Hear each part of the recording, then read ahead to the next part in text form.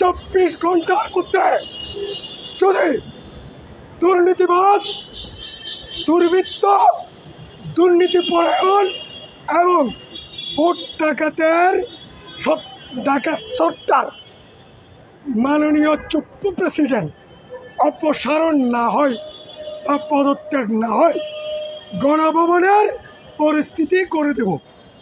কোথায়? বঙ্গভবনকে। রাষ্ট্রপতিকে ডক্টর ইউনূস সরকারের কাছে ক্ষমতা হস্তান্তর করতে হবে। সরকারকে, অন্তর্বর্তী সরকারকে রাষ্ট্রপতির ক্ষমতা বলে অবৈধ ঘোষণা করবেন এবং সামরিক আইন জনগণের রাষ্ট্রপতি নয়, শেখ হাসিনার রাষ্ট্রপতি। এইভাবে একটা সচিবালয়, একটা দেশ, একটা রাষ্ট্র, একটা সরকার চলতে পারে না। আমরা চলতে পালিয়ে যাওয়ার সময়ে তার পদত্যাগ করা উচিত ছিল। রাষ্ট্রপতি তার কি ক্ষমতায় থাকার কোনো নৈতিক আইনি কোনো অধিকার থাকে? ভাগ্যিস আমরা ভুল করেছিলাম। আমরা যারা ছাত্র আন্দোলনের, ছাত্র জনতার আন্দোলনের নেতৃত্ব দিয়েছিলাম, আমরা ভুল করেছিলাম যেদিন আমরা গণভবনকে ধূলিসাৎ করে দিয়েছি জনগণকে নিয়ে। বাংলার জনগণ যেভাবে গণভবন ধূলিসাৎ করে দিয়েছে, ঠিক সেদিন আমরা গণভবন আক্রমণ করিনি। সেটা ছিল আমাদের মহাভুল। কিন্তু রাষ্ট্রপতির যদি স্বাভাবিক জ্ঞান থাকে, বিবেক থাকে, বুদ্ধি থাকে, জনগণের প্রতি যদি তার মায়া থাকে, তাহলে তার একটা রাষ্ট্রের রাষ্ট্রপতি মহামান্য মর্যাদা পায় এবং রাষ্ট্রের সকল ক্ষমতার উৎস বা ঊর্ধ্বে। এখন কথা হচ্ছে, যাকে আমরা মহামান্য বলে ডাকবো, সম্মান করব, শ্রদ্ধা জানাবো, তিনি যদি খুনের সাথে জড়িত থাকেন।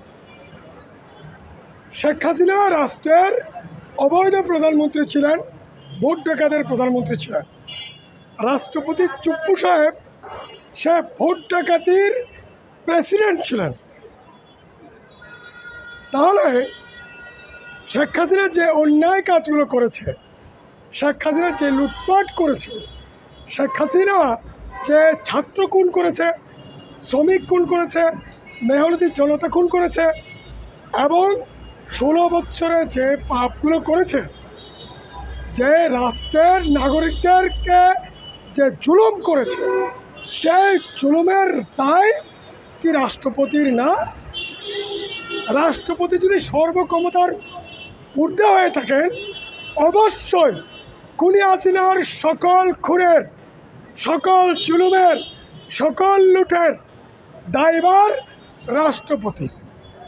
কিন্তু দুর্ভাগ্যজনক হলেও সত্য যে যেখানে খুনি হাসিনা জনগণের রোষানলে পড়ে পালিয়েছে, দেশ ছেড়েছে, পলাতক হয়েছে, ইন্ডিয়ার কাশিমবাজার খুঁটিতে আস্তানা গেড়েছে, তাহলে তার রাষ্ট্রপতি বিপ্লবী গণঅভ্যুত্থানের সরকারের কাছে ক্ষমতা হস্তান্তরের সুযোগ ছিল, প্রয়োজন ছিল, কিন্তু তিনি সেটা করেন নাই।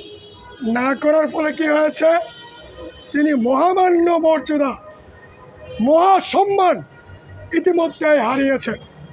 এর মধ্যে সেনাবাহিনীতে, যেহেতু সেনাবাহিনী প্রেসিডেন্টের নিয়ন্ত্রণে, আমরা জনগণ আশা করছি, আশঙ্কা করছি, আশা নয় আশঙ্কা করছি, চুপ্পু রাষ্ট্রপতি যদি অপসারণ না হয় বা নিজ থেকে পদত্যাগ না করে, তাহলে সেনাবাহিনীকে দিয়ে ভারতের হয়ে, খুনি হাসিনার হয়ে তিনি ডক্টর ইউনূস সাহেব যখন সফরে যাবেন, জাতীয় সংঘে ভাষণ দিতে যাবেন 20 তারিখ না 22 তারিখ, যেদিনই যান, যে কারণে বিদেশ যাবেন, ডক্টর